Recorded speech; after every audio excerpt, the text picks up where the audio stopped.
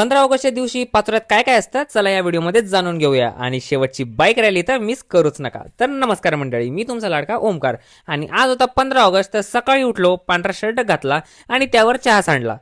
म्हणजे बस स्वतंत्र दिनाच्या दिवशी पहिलंच बलिदान माझ्या शर्टाचं. मग काय शर्ट चेंज केला आणि निघालो लोकेशला घ्यायला.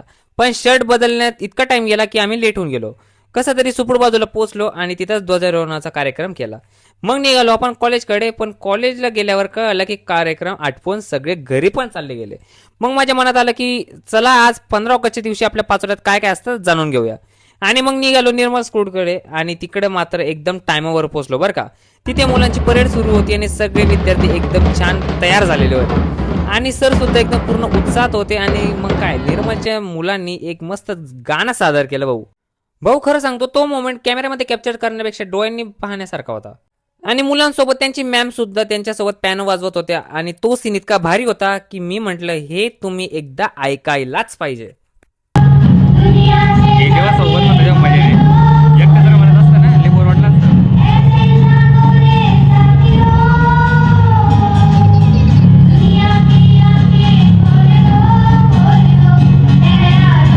आवाज तर गेला का?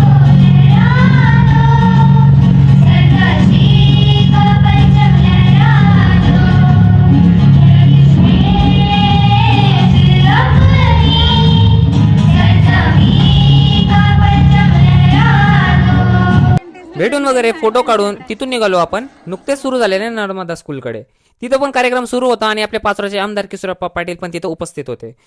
इतके छोटे छोटे विद्यार्थी इतके सुंदर दिसत होते ना आणि परफॉर्मन्स तर एकदम क्लास होता.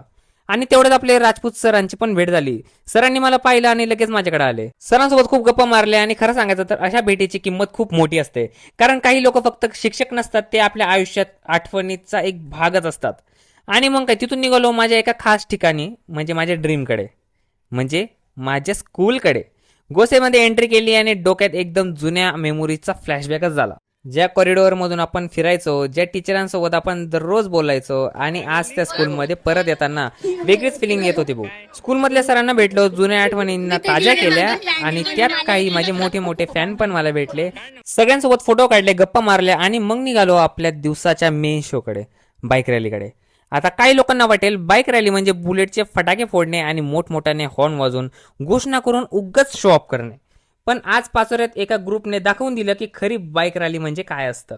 एका रो मध्ये शिस्तीत आणि शांततेत आणि हातात तिरंगा घेऊन पूर्ण पाचोऱ्यात तिरंगा फडकावला आणि हा मोहलच झाला भाऊ. आणि या सगळ्यांचं सिनेमॅटिक शूट करणारा आपला सार्थक भाऊ तर होताच. कॅमेरा फिरत होता